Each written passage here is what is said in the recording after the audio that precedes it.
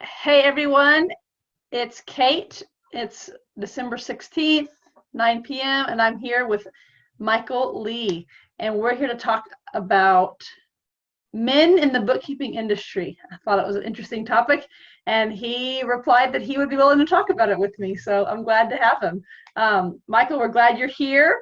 I know a little bit about Michael. He's got a big accounting firm in Vermont, and he's very tech forward. His company um, operates virtually for the most part. I mean, I'm sure you probably have an office too, but I think that it's a very tech forward company, and so it's perfect for bookkeeping side hustle group, because a lot of what we need to do to make this work is to embrace technology. We need to be able to have clients all over the place, and he does. So and he's a man, so we're going to talk to him about it. So tell us more about yourself, Michael. Oh, well, Kate, thanks for having me on. What a pleasure. I remember we had you on our Friday Night Live and Yeah, accountants show, and really fascinated by your Facebook group. I think it's great what you're doing and just the audience you're reaching. So just, really proud of you and applaud you for what you're doing, and also you jump in the profession. And thanks for having me on. Like you mentioned, I live here in Vermont. I'm in Burlington, Vermont. I am in my basement toy room, my kids' toy room, not my own toy room, and it's also happens to be the place that I work from when when I'm sick or I decide not to go to the office. I do own a co-working space in downtown Burlington where I actually work from with other okay. coworkers that I rent out to. Yeah. So it happens to be Reconciled's office, a main office, as well as some employees come in when they want to, and other coworkers in the Burlington area. Very So cool. yeah, and I knew about 3 years living here in Burlington that I couldn't work from home, even though I run a completely distributed remote company. I can't work remotely from home most of the time. I need to go into office because I got little kids. I'm probably Yeah. similar to you, and they're running around all the time. And so I want to be able to not show a background of a girl's fake Yeah, kitchen while I'm there you doing go. client work, right?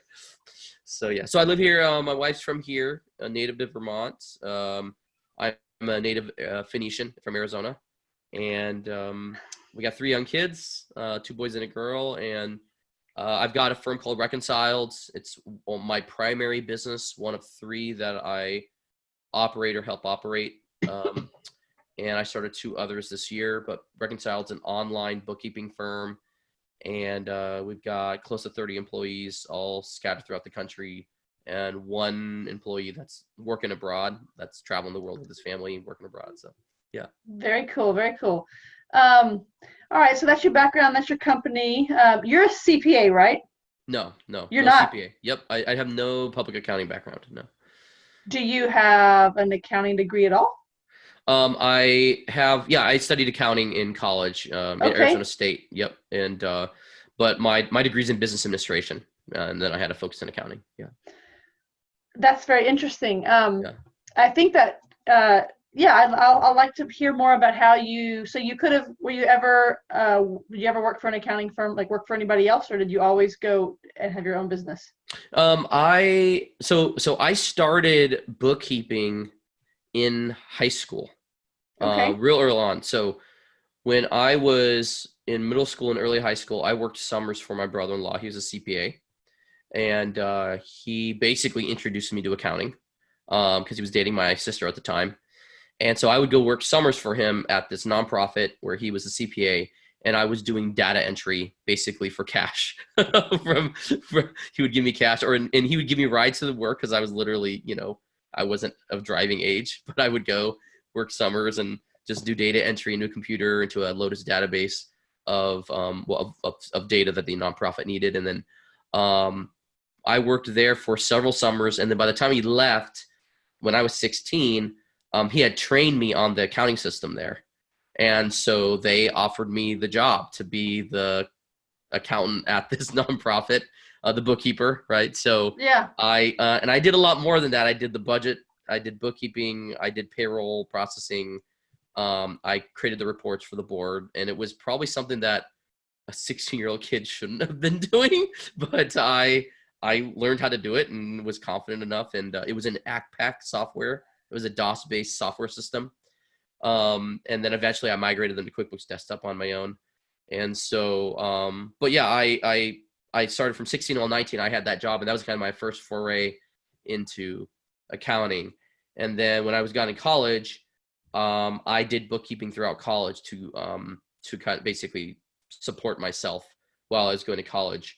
And then when I got out, I tried to apply to public accounting firm, because everyone says go the tax or audit route. And most of the viewers told me that my personality was too big to be in an audit or tax job, Okay. but I could go into consulting if I wanted to. So I did start off in consulting at an accounting firm, but it Okay. wasn't an audit or tax. It was in their consulting division. So we did Yeah. controller work, accounting projects, stuff like that. So that's how I started. So, I mean, you basically started off as like a side hustle. Like you were a Yeah. college student and you needed a little bit of extra Yeah. money just to like, yeah, Yeah. I would do going it out for on the weekends. Yeah. Exactly. I would do it for the Chamber of Commerce nearby. I was their bookkeeper. I was the another software startup's bookkeeper in the area. Anybody that needed bookkeeping help, I tried to find and offered this skill set. And at the time, I remember, in college, in the early 2000s, like, $15 an hour was a big deal, right? For a college Yeah. student, 12, 15, 17 hour, 20 an hour is a big deal. So yeah, that's what I did. And I also, I was kind of like supporting my living that way. And I fortunately had a full ride to Arizona State for my degree. So really it was just for, food money and gas money. And it was enough to get by through college. So that was great. Yeah. Was that QuickBooks Online that you were working in then? Was it even out then? I don't know how old I you don't are.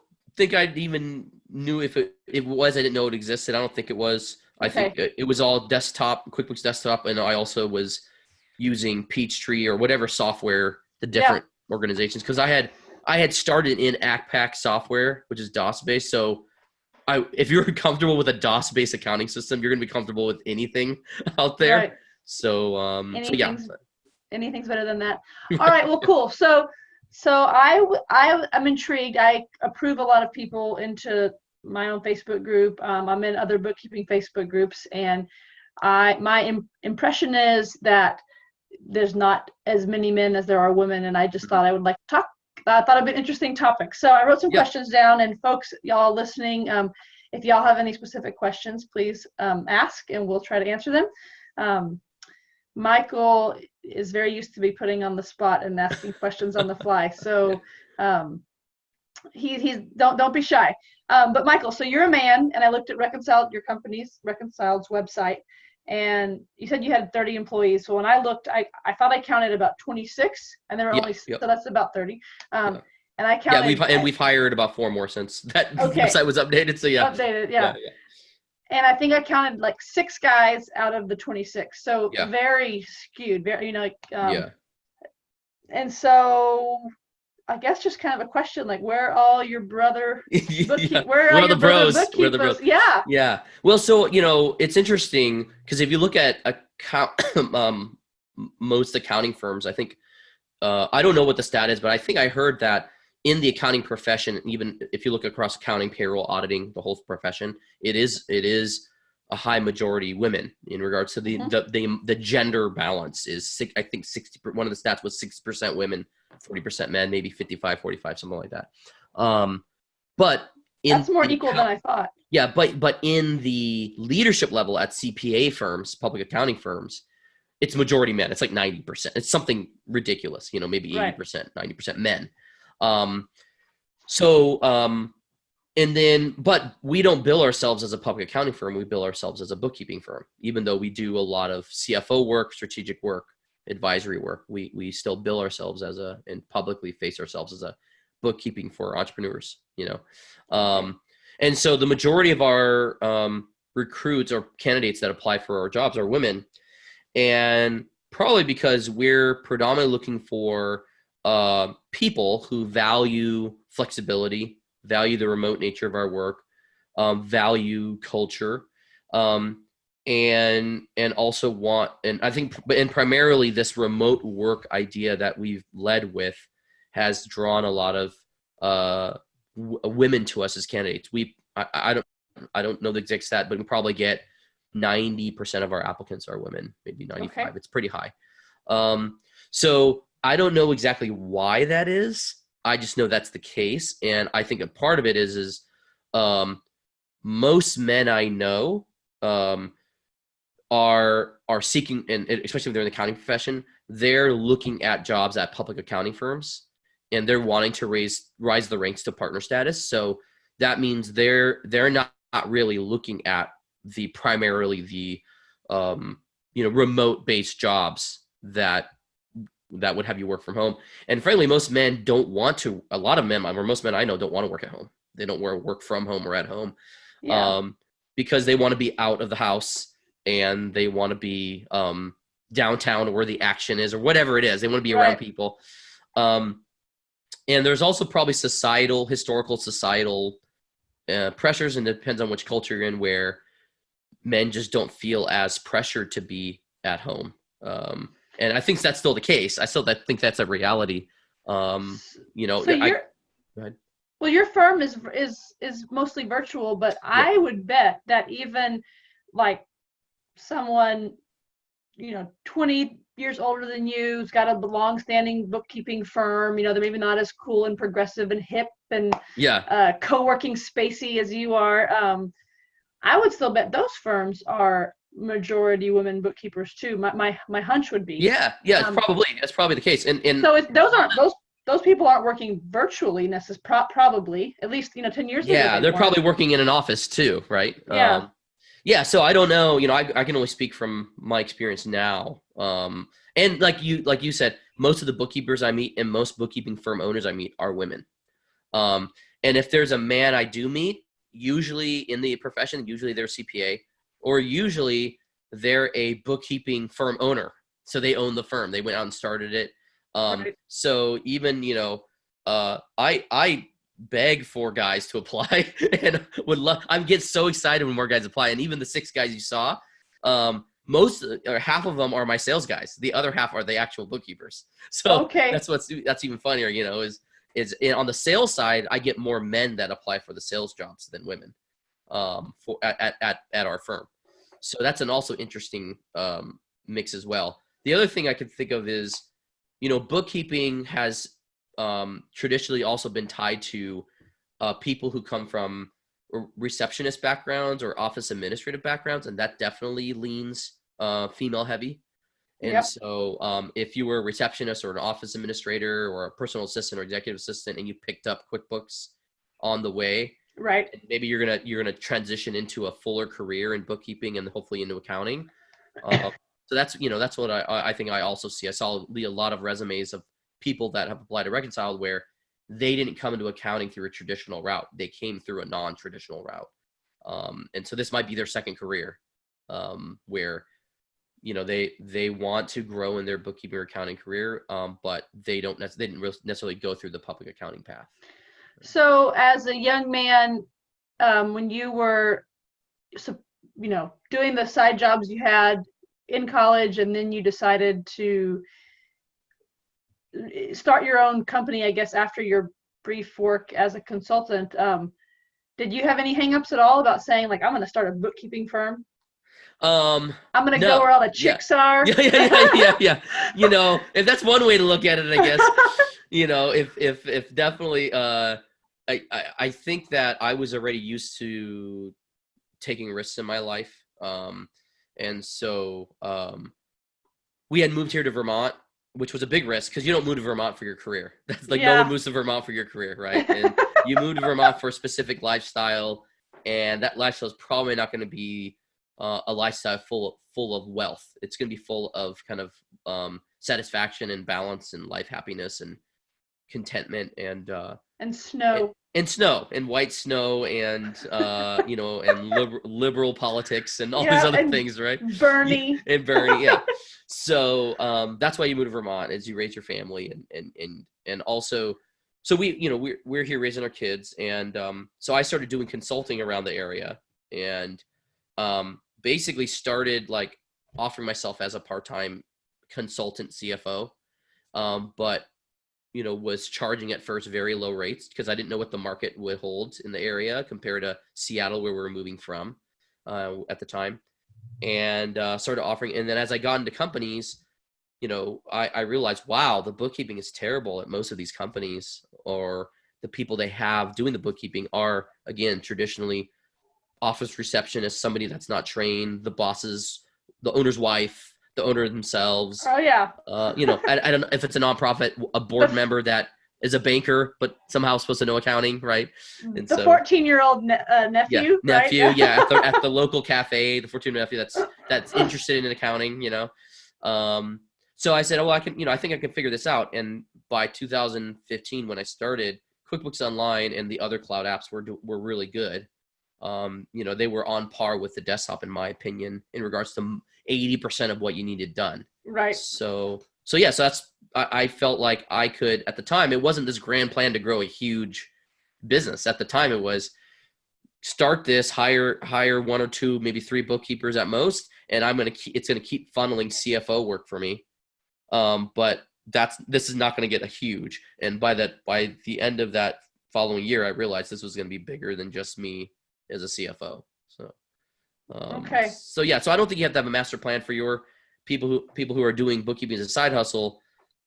I don't think you have to have a master plan. I think you could actually hit a market opportunity in your area, and the bookkeeping market opportunity is humongous. I think Intuit said in a public statement that they estimated at a $10 billion market opportunity. Yep. So, even if our firm got to 10 million, 20, 30, 40, 50 million dollars a year in revenue, it wouldn't matter. $10 billion is a lot of revenue, and it's going to be split up between a lot of companies because this is all service, right? It's all service providing. So, yeah. Well, it's okay. Yeah, that's interesting. But it sounds like you didn't have any hangups thinking that like this. I just wonder if there are men who are smart, who are technologically inclined, but they're thinking like a bookkeeping business. Like, yeah, is my dad going to be proud of me for starting a bookkeeping business? Yeah, like, that's interesting. No, I don't know. you're right. I'm from like rural Texas, so yeah, very traditional. Yeah, I mean, but I don't know. What are your thoughts on that? Like, do you feel like maybe other men who like classmates are like, no, I can only go do accounting if I'm working for one of the big four. Like, that's the only manly way to do it. Well, I think that's what the universities and colleges have indoctrinated students to believe, right? That's the route you have to go, and all the curriculum at the universities is tailored towards that. It's rare when you find a university or college that's tailored towards cloud accounting. So I think one is we have to kind of we have to understand that the profession is being shaped and changing, and so if you want to be a bookkeeper at one company, that's one thing, and that might be considered an administrative task that anybody can do, quote unquote. Right. But if you think about the profession and the market opportunity, it's $10 billion market opportunity. It's huge. It's a huge market opportunity. And it takes a savvy person who's able to automate, scale, learn technology, leverage, create a culture that people would want to actually come work for. So basically I've known, even though I love the fact that I'm not shy to call myself a bookkeeper by any means. Okay. I also primarily view myself as an entrepreneur.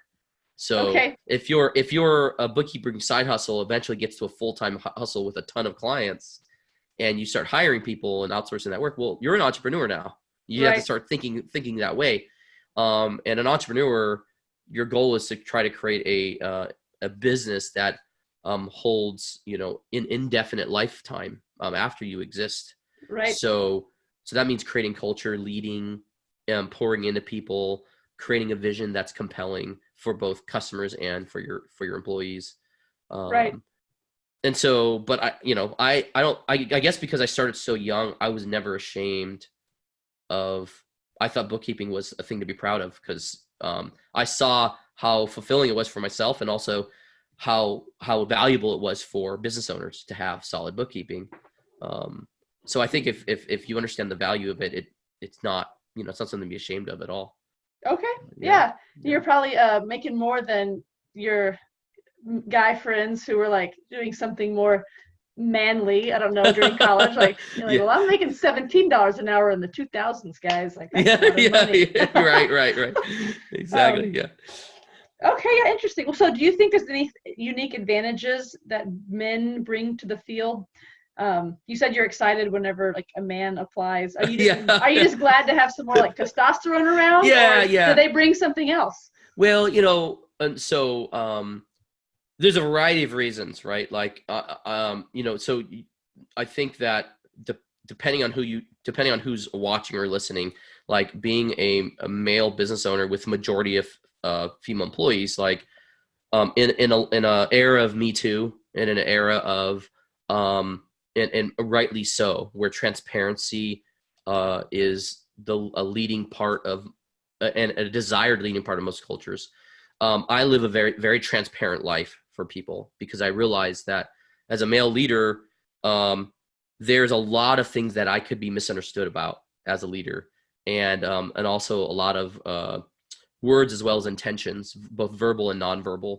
And so I'm very intentional with my employees about who a majority are women who we're in this land of Me Too. I want them to feel empowered. Maybe they came from environments where they weren't empowered. So that's why the majority of my leadership team is female. And the people I trust the most in my organization are female. I grew up with a single mom and my older sister who basically both raised me.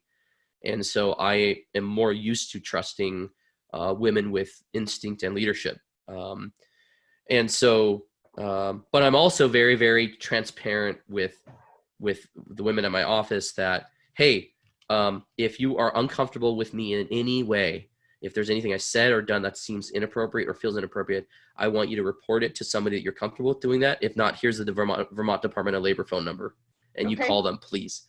So because of that, there's things that I'm very careful about saying and doing, and also being very transparent and open about as a male leader.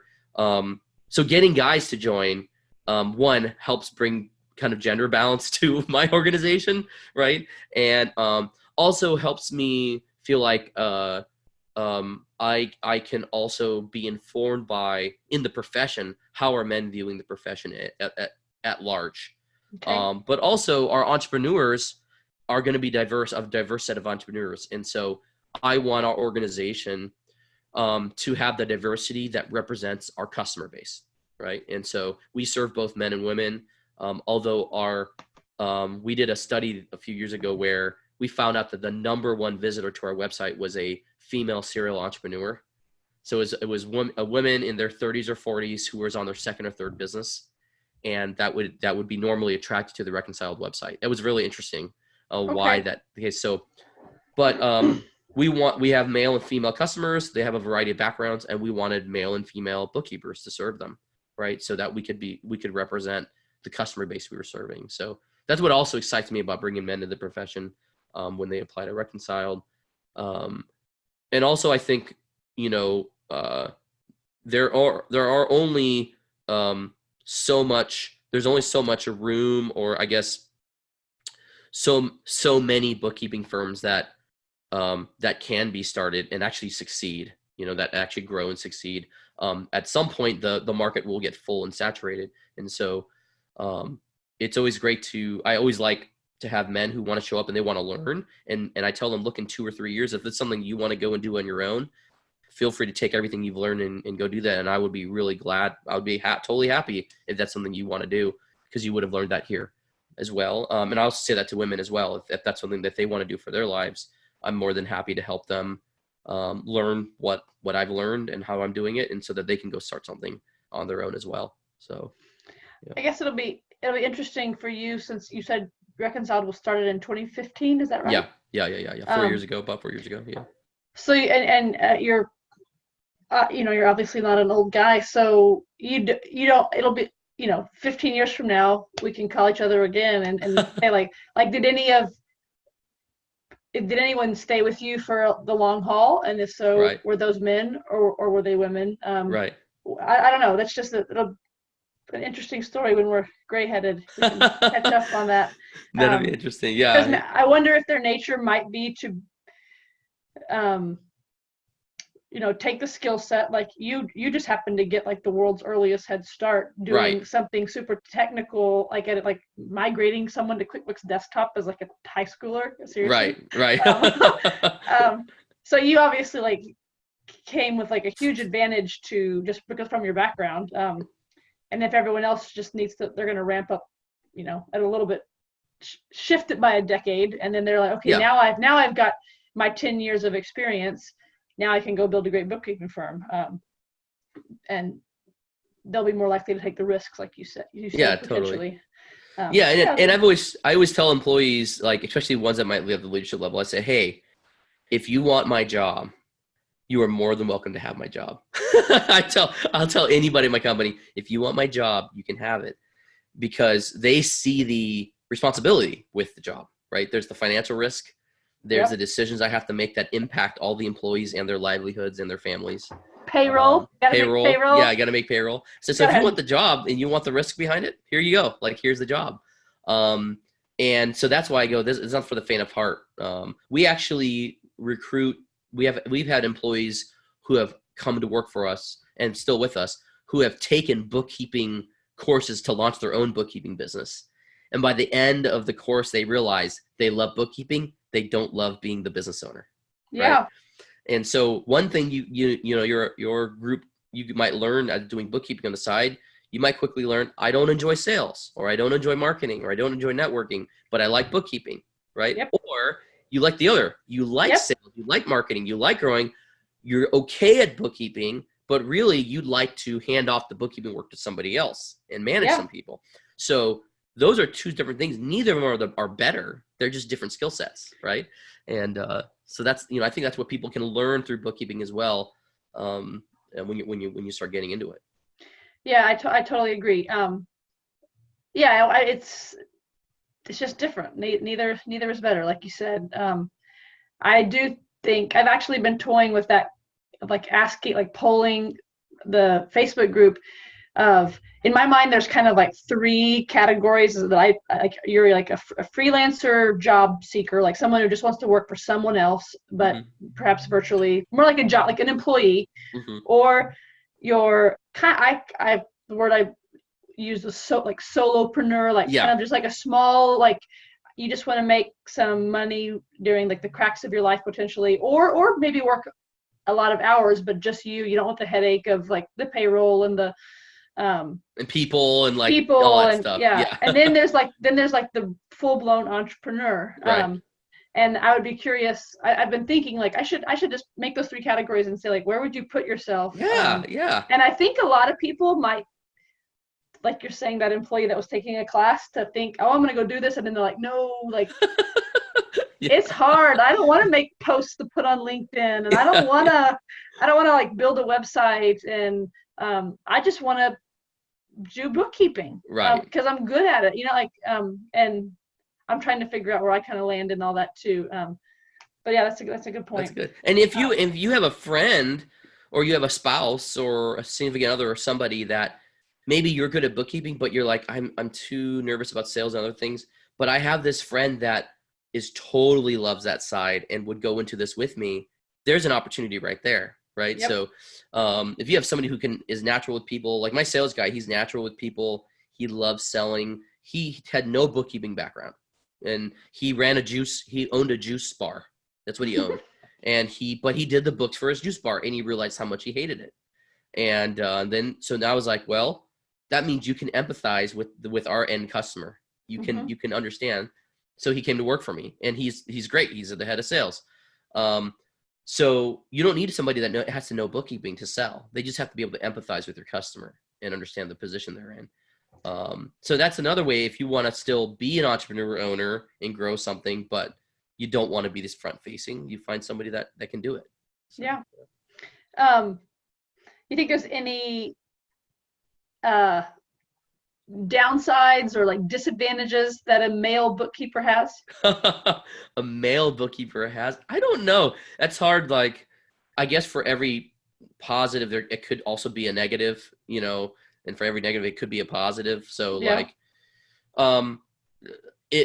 in our society still, like men aren't, like I said, aren't as pressured in my opinion, now maybe the stats have changed, but they're not as pressured about home life and about responsibilities in the home life. Although most of the solid men I know, they take their responsibility at home really seriously, but the pressure to be the homemaker is not there.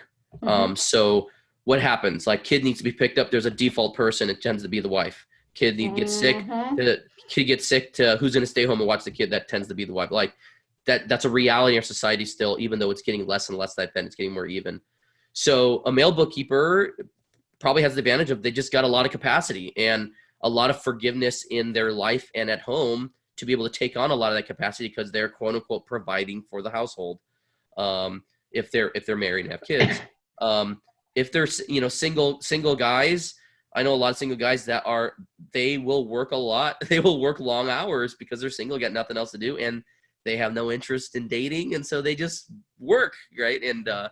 And so that's another probably advantage. I don't know a lot of young single women that do that, although there probably are a lot that do. I just don't know them, and so that may be a difference there. I'm not sure.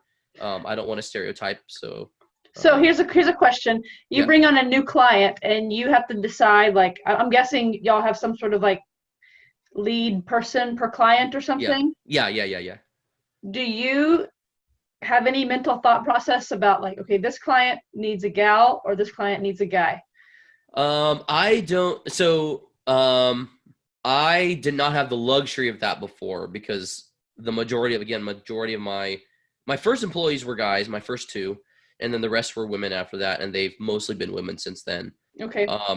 So I never thought gender. I mainly thought personality, like chemistry, personality. So I said, okay, this person's got capacity, but this personality is a little unique. It would actually fit better with this personality, So I always thought about the entrepreneur's personality and bookkeeper.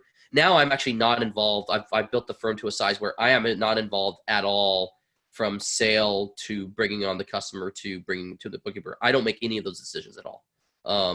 That's taken care of by my salesperson, and then I have a person who leads all the onboarding.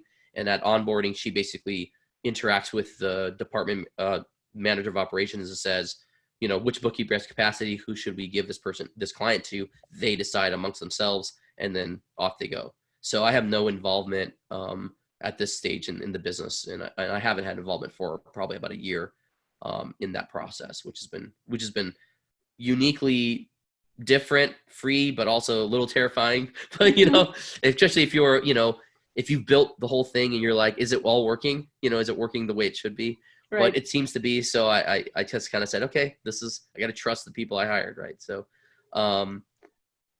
but yeah, I think when you bring on customers, I think if you're a solopreneur, if you're in that stage, or you're doing this as a side hustle, even if you want to find clients, not just ones that you can just take because they're going to pay you, but you want to find ones that you're a good match for, because you're gonna end up having a long-term relationship with most of them.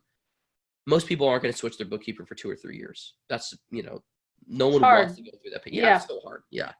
So and that means you have the opportunity to choose who you're going to work with for 2 or 3 years. So choose people you want to work with, right? Choose people you enjoy, and that you're going to be excited to send them gifts. You're going to be excited to see their business grow and succeed. You're going to be excited when they add people to payroll.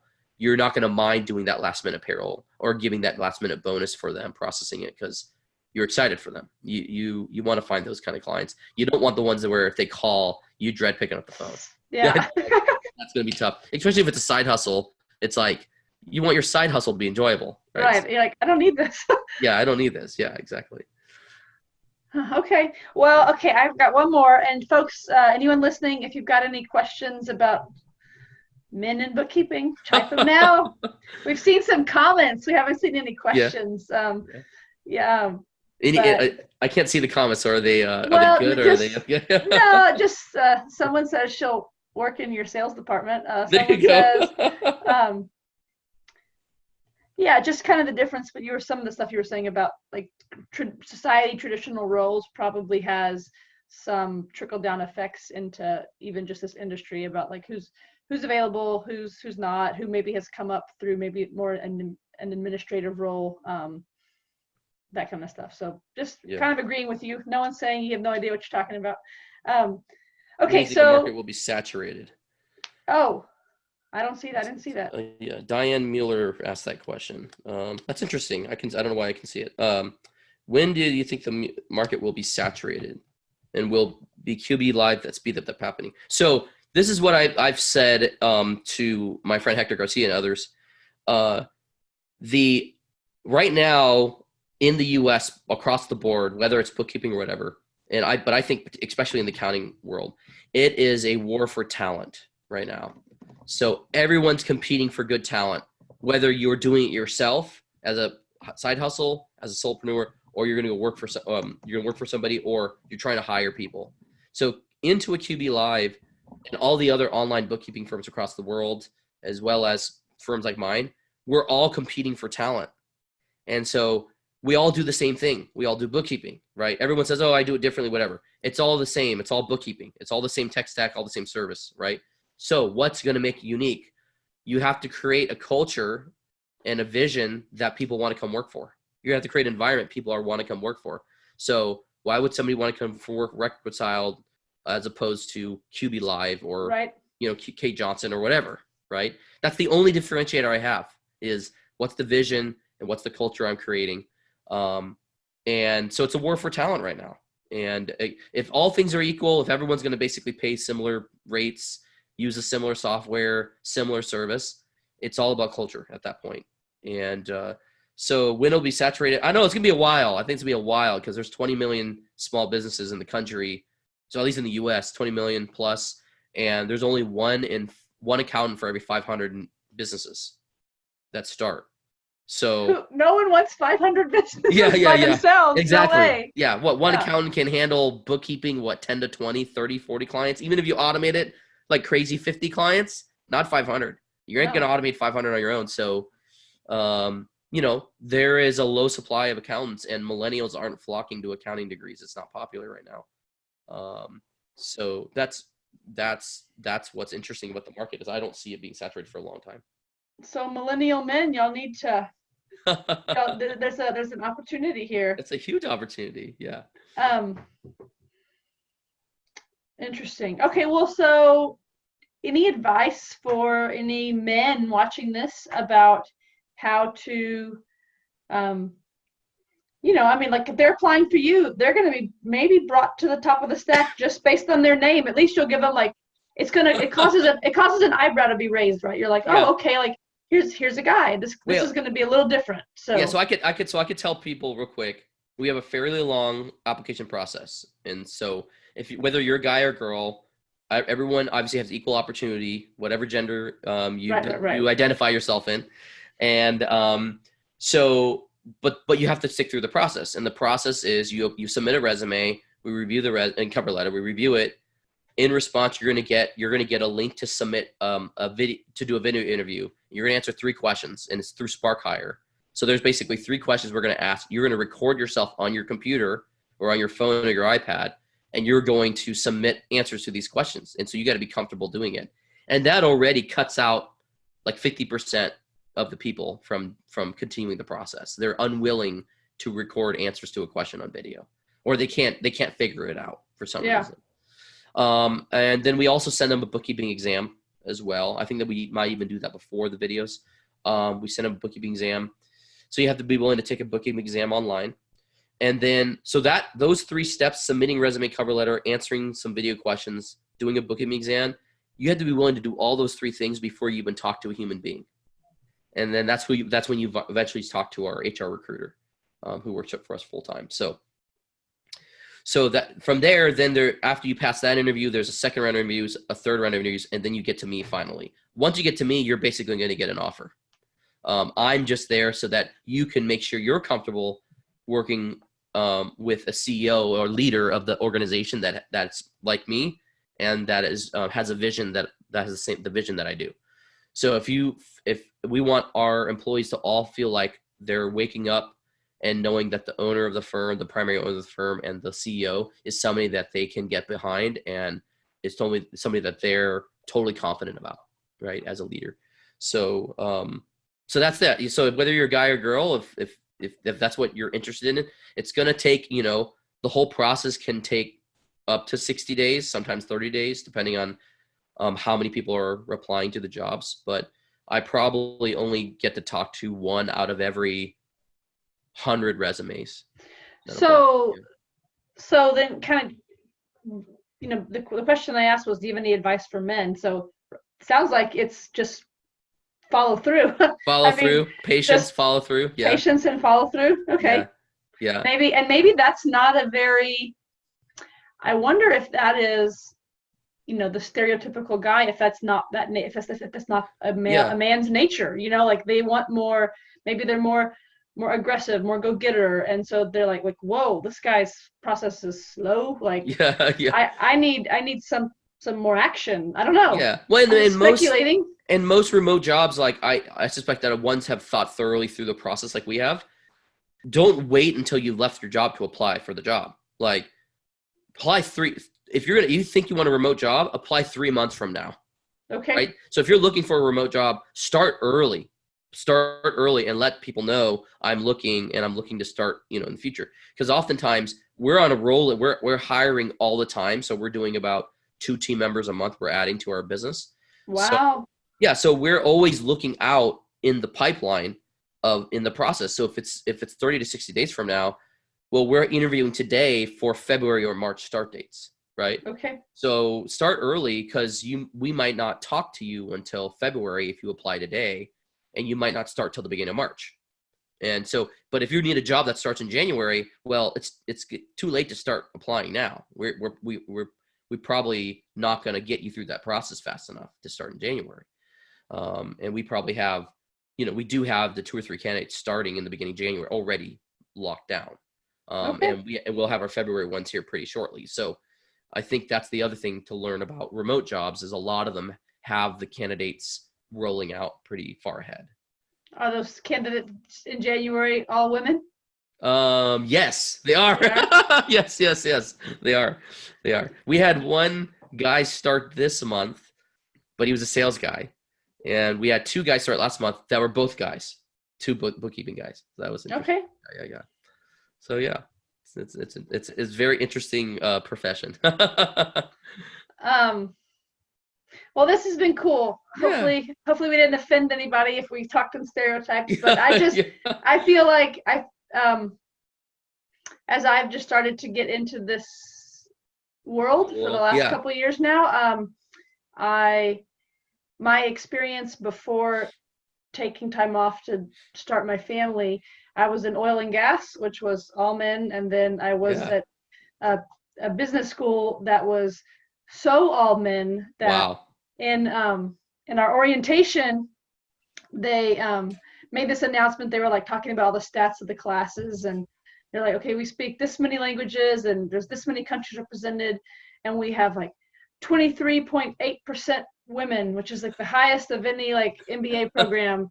And everyone like gave this giant round of applause, and I was just like, okay. You guys are impressed by a quarter women, huh? Well, I was thinking, so I'm like, I'm from like rural Texas. So I'm sitting there thinking, oh, now I see why I got in. Okay. I was like, this makes y'all feel good? This makes me feel cruddy, but okay, I guess I'll clap softly. Yeah, exactly. I didn't take it the way most of the other people took it. I just kind of thought, oh, well, that's good to know. That's probably why I got in. But I guess I'll get the degree, so I'll take it. Yeah, that's great. So anyway, I feel like my work experience was and schooling experience was male dominated, and then I'm in, like Hector's group, or it just seems like there's a lot of women bookkeepers. That's why I thought the topic would be interesting. So that's really great. No, I appreciate you having me on. And if there's any guys out there that or girls that are interested to learn more about Reconcile or about my background, if you have a similar journey that you're on, feel free to reach out, shoot me a direct message on Facebook. Happy to talk to anybody. Very cool. Yeah, I like the idea of coming at it. It's like, especially if you know that you're an entrepreneur, like thinking that like bookkeeping could be a good way to go. I think there's like stories of like women who've like gone and bought like HVAC companies or something, but but it's because they know that they're like, whoa, like there's a mark, like you saw, you're like, I wanted to be a consultant, and then you're like, no, bookkeeping's terrible. Like there's a market here. These Right. people, they will pay for this service. Right. And then, that woman might not be needing to carry the heating system like up into the attic, but Right. she can hire the people that can and that Right. do know how to do it. If she knows how to run a business well, then she'll be successful. Right. And that's the same thing with, with bookkeeping, especially if you think of it as running a business, that might put a different like spin on it that maybe would be more appealing to men. I don't know. Yeah. No, definitely. Well, yeah, I appreciate it, Kate. I love all that you're doing. Keep at it. And All right. we'll talk to you soon. Well, hopefully I won't get snowed in too soon up in Vermont. All right. Take care. Thanks, Kate. Take care. Bye. Bye-bye.